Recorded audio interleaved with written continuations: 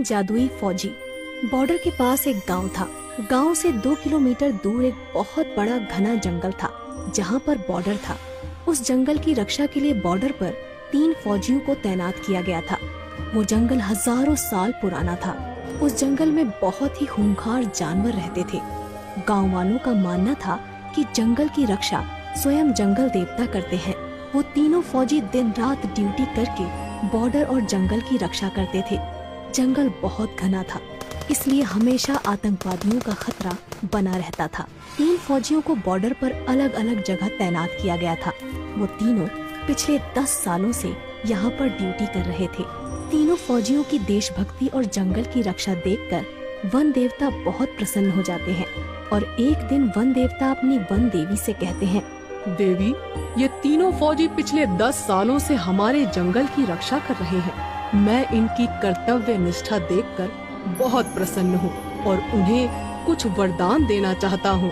तब वन देवी कहती हैं, हे नाथ, आप बिल्कुल सही कह रहे हैं।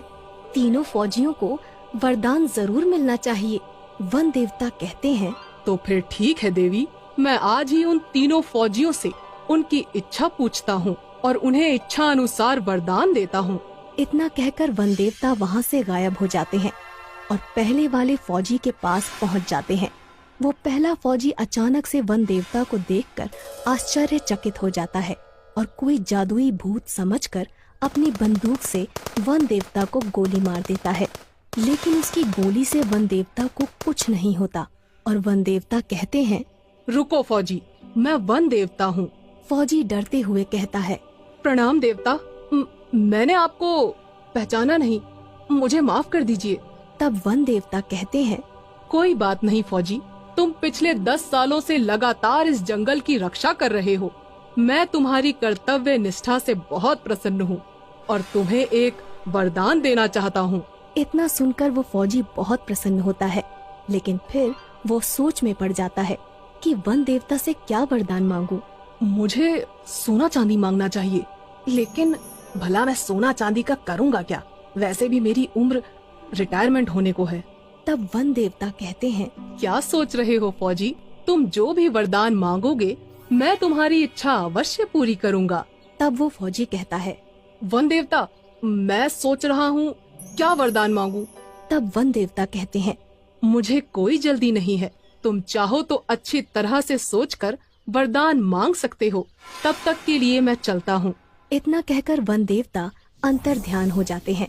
वन देवता के जाते ही वो फौजी लगातार सोच में पड़ जाता है कि उसे क्या वरदान मांगना चाहिए।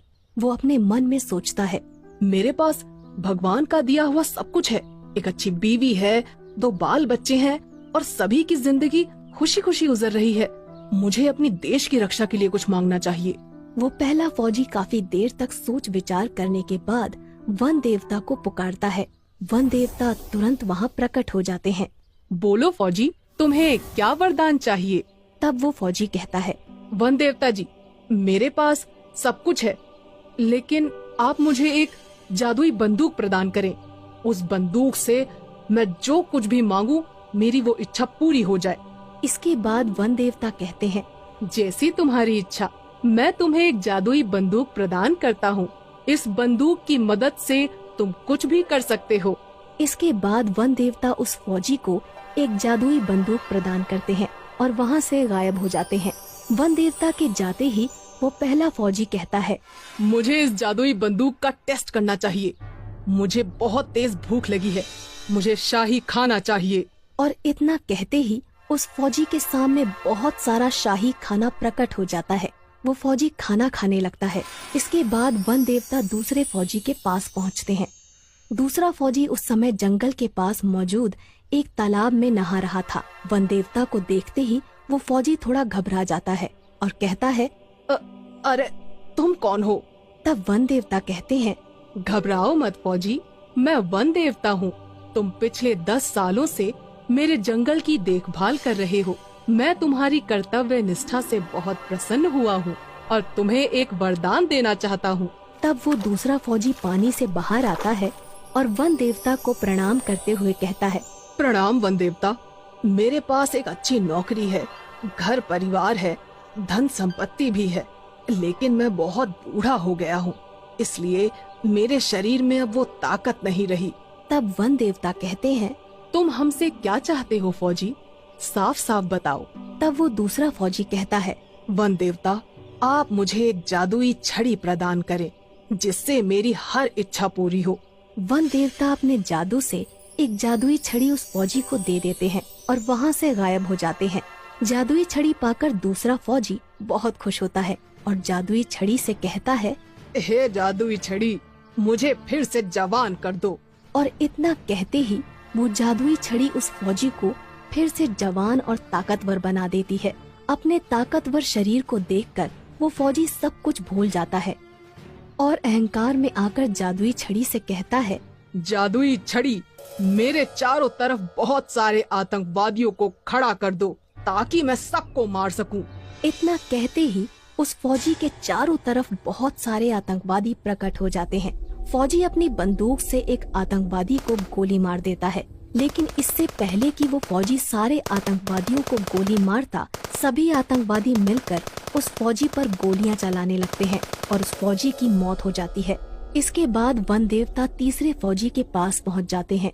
इस समय तीसरा फौजी सो रहा था क्योंकि वो रात भर बॉर्डर पर ड्यूटी करता था। वन देवता उस तीसरे फौजी के सपने में आते हैं और कहते हैं, उठो फौजी, कुछ लोग जंगल में पेड़ काट रहे हैं, जाओ और जाकर उनको रोको। इतना सुनते ही वो तीसरा फौजी अचानक नींद से जाग जाता है, लेकिन उसे अपने आसपास कोई नहीं दिखाई देता। वो कहता है, कहीं मेरा सपना सच तो नहीं था, मुझे जंगल में जाकर देखना चाहिए। वो फौजी तुरंत अपनी बंदूक उठाकर अपने इलाके में छानबीन करने के लिए जंगल में निकल पड़ता है। तभी उसे सामने दो लोग पेड़ काटते हुए दिखाई देते हैं।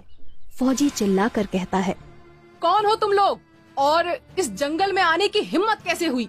फौजी दौड़कर उन दोनों को पकड़ लेता है और कहता है, अगर आज के बाद तुम लोग इस जंगल में दिखाई दिए तो मैं तुम्हें पुलिस के हवाले कर दूंगा। इसके बाद वो दोनों आदमी वहाँ से भाग जाते हैं। तभी अचानक वन देवता वहाँ प्रकट हो जाते हैं। वाह फौजी वाह, तुम्हारी वजह से ये जंगल सुरक्षित है। मैं वन देवता हूँ और तुम्हारी कर्तव्य निष्ठा देखकर मैं तुम्हें एक वरदान देना चाहता हूँ। मांगो फौजी, तुम क्या मांगना चाहते हो? तीसरा फौजी थोड़ा सोच विचार करके वन देवता से कहता है, वन देवता, मैं जब भी अपनी वर्दी पहनकर बॉर्डर पे जाऊं तो मुझे कोई देख ना पाए। मैं अपनी वर्दी पहनकर गायब हो जाऊं। तब वन देवता कहते हैं, एक बार और सोच लो वत्स, तुम चाहो तो कुछ और भी मांग सकते हो। वो तीसरा फौजी थोड़ा अड़ियल था। वो वन देवता से यही वरदान देने को कहता है। वन देवता उसे वरदान देकर वहाँ से चले जाते हैं। अब वो फौजी जैसे ही अपनी वर्दी पहनता था, वो किसी को दिखाई नहीं देता था। तभी जंगल में वहाँ आतंकवादी आ जाते हैं, जो दूसरे फौजी ने जादुई छड़ी की मदद से प्रकट किए थे, और फौजी उन्हें देख लेता है। पर वो फौजी किसी को दिखाई नहीं देता क्योंकि उसने अपनी वर्दी पहन रखी थी। फौजी अपनी बंदूक उठाता है और एक एक करके सारे आतंकवादियों को मार देता है।